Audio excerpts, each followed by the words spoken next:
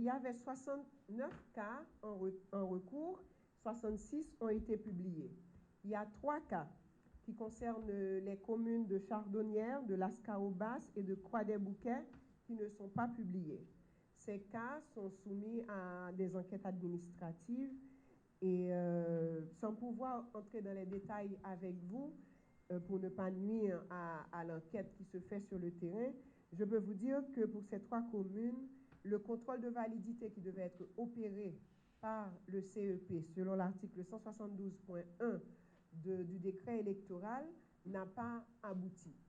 Du coup, le CEP, malgré le fait que le BCEN a rendu les arrêts, le CEP doit mener des enquêtes administratives pour pouvoir, avant de pouvoir donner les résultats pour ces 3 communes. Et je pense pouvoir vous dire que d'ici vendredi, nous serons en mesure de donner ces résultats. Le deuxième point de ce matin concerne la confirmation des candidats à la présidentielle. Donc, comme vous le savez, depuis le 8 juin, le processus de confirmation a commencé.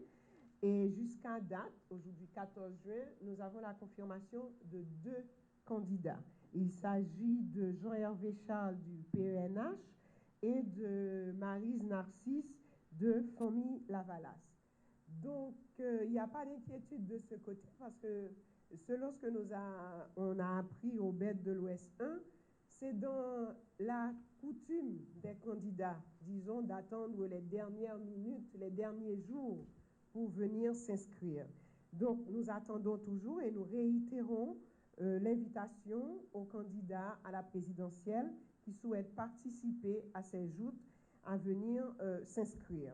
Pour l'instant, nous avons un candidat, Charles-Henri Becker, qui a officiellement écrit au CEP. Il l'avait dit déjà à la rencontre avec les partis politiques pour la présentation du calendrier, qu'il ne souhaitait pas participer à ces élections. Il l'a confirmé par lettre formelle au CEP.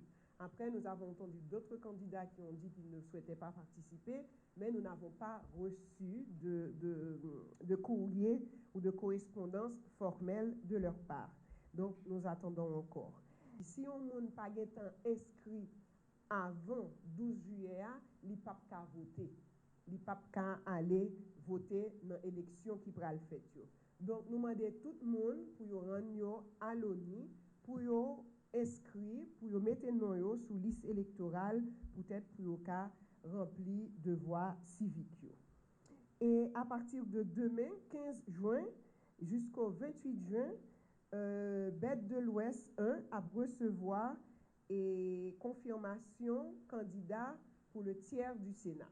Donc, tout le monde qui voulait poser candidature pour élection tiers Sénat, va commencer la ouvert demain 15 et la fermé le 28 juin. Donc, dans ce sens, nous avons notre de presse qui fait sortir et nous avons des spots de sensibilisation qui pourraient sortir sous ça. Mais nous demandons pour commencer à mettre ça dans la tête et puis surtout pour ne pas attendre dernière minute pour faire ça. Donc, dans ce sens, nous comptons sur vous aussi, la presse, pour nous aider. Et puis, concernant les activités générales du CEP, ça continue. Nous sommes à notre deuxième réunion de la table de pilotage qui va tout prendre en compte et les commissions techniques ont été formées et vont pouvoir commencer au cours de cette semaine et les semaines suivantes à fonctionner selon le calendrier électoral et en vertu de toutes les tâches que nous avons à accomplir dans ce processus électoral. Il a été confirmé hier par le DRE qu'il nous faut un budget de 55 millions de dollars pour les élections. Pour l'instant, c'est tout ce que j'ai l'autorisation de vous dire. Je le confirme. Écoutez, je pense que la présidence de la République s'est prononcée à ce sujet. Qui suis-je pour reprendre après le président de la République? Donc, tout ce que je peux vous dire, c'est que c'est confirmé qu'il faudra 55 millions de dollars pour l'organisation des 2 tours d'élection qu'on a à faire pendant l'année 2016-2017.